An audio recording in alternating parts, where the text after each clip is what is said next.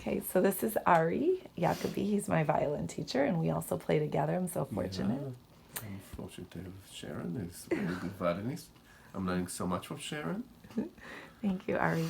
So we're going to ask Arie, what would you say was Dorothy DeLay and Galamian's difference in how they taught, and also if there was, what their relationship was to each other?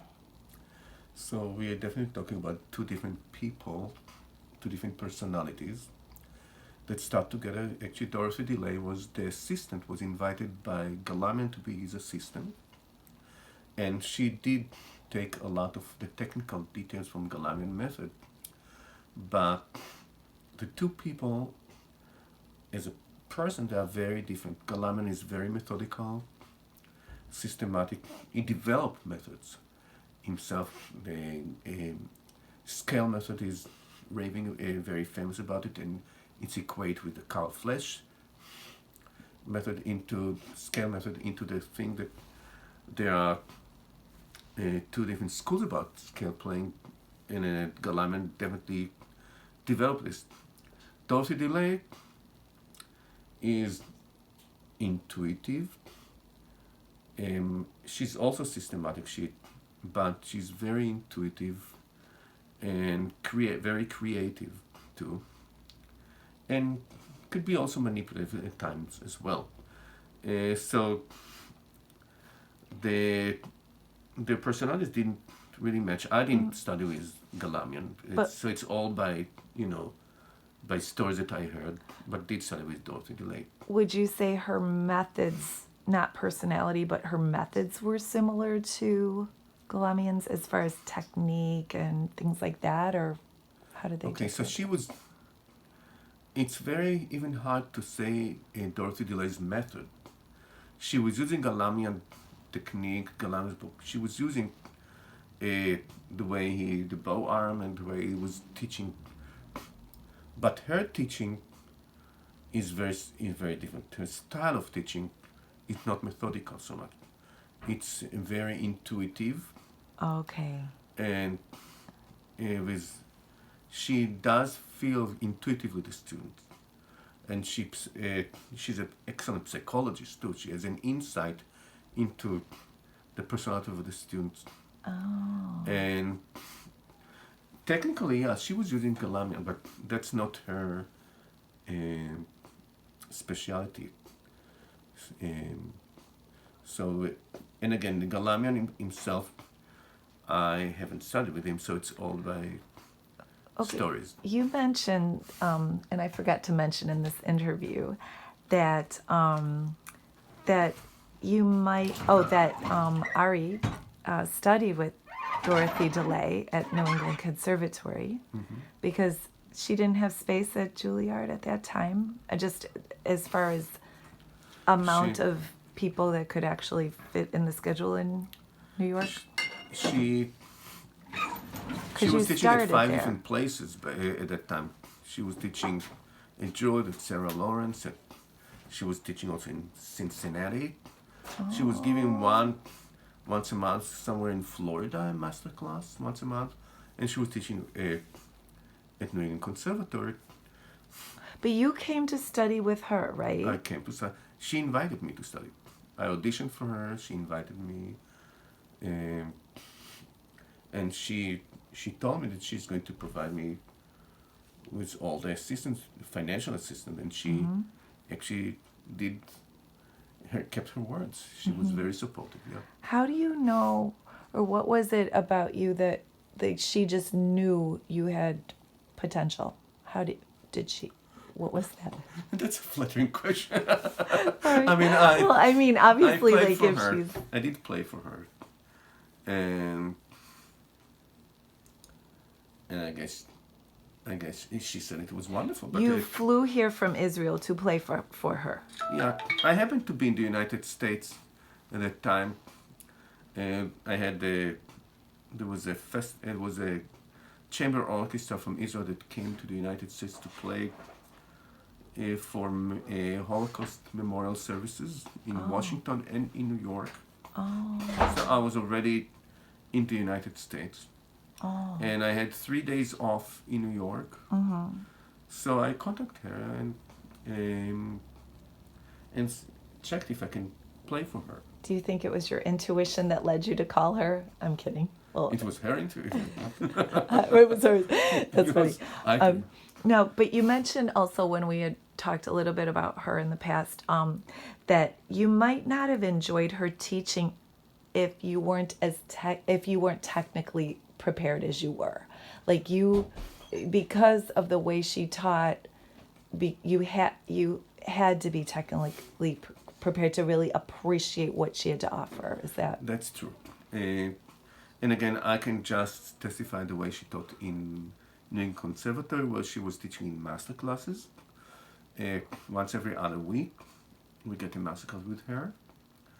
And there was also an assistant. At that time, it was Paul Cantor, who was her assistant at the New England Conservatory, who was giving her lessons every week. So the week that she was there, I would get 2 lessons, one from Dorothy Delay, which is in the form of a master class, an open lesson, and the other one was with Paul Cantor.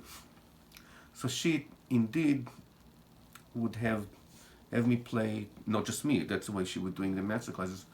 Students would play straight through, and she would have a copy of the music that they're playing, and she had a very fast and eye-hand coordination. She would just right away fill the paper with details, changing fingering, changing phrasing, anything that comes, and if the paper was loaded with information. And then once playing was done, she would not even talk even one word on those details.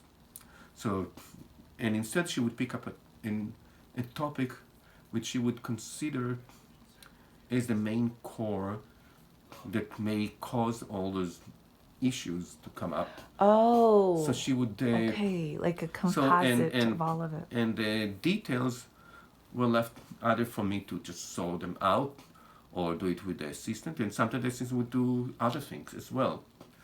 So there was always a very keen, fascinating sense of direction, and also intuitive. It was, and I learned a lot from this, and I was sitting not just in my masterclass but all the masterclasses and trying to guess what would be this just one point that she would pick up that would be the focus, or what she perceives as the core of the issues in that case. So so that was I learned a lot from this. I see, like the root of a problem, almost like the root of the problem. Like this is or the end result of all the problem. Yeah.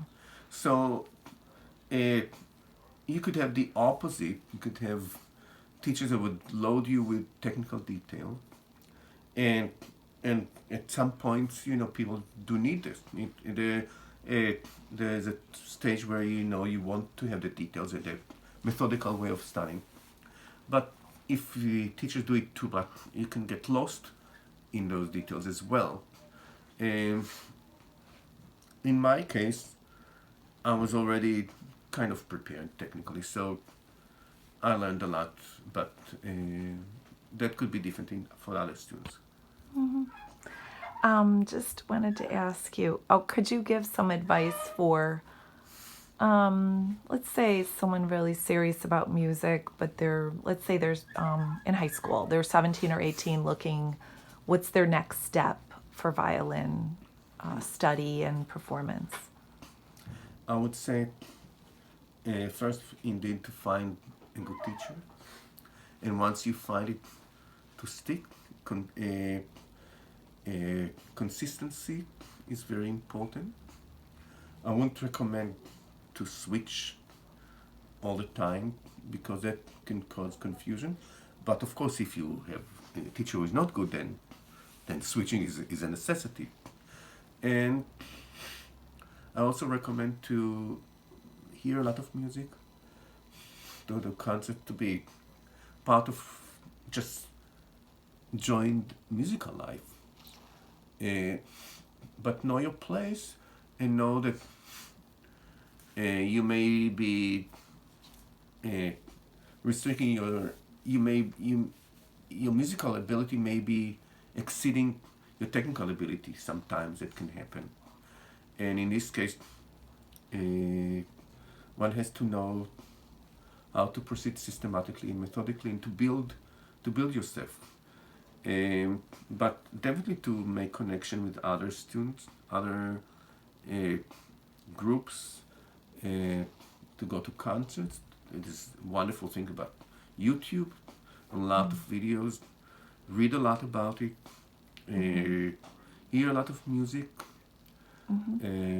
What do you think makes a really good violinist, a virtuoso? Like what, just a very good violinist. What are the qualities?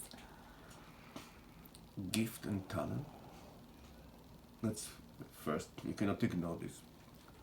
And once you have it, the right conditions, good instruction, also opportunities. Sometimes you have students who are very gifted, but they were not connected to the right, didn't give the opportunity the others have. But it's the combination of gift, opportunities, and good instructions. Okay. Arie, thank you so much for this wonderful opportunity as a student of Dorothy DeLay and somebody who crossed continents to study with a particular teacher. This is really a gift to have this connection today. Yeah, So. and I feel lucky that I was able to study with her. Yeah. And thank you for the interview. Yep, thank you too. Bye.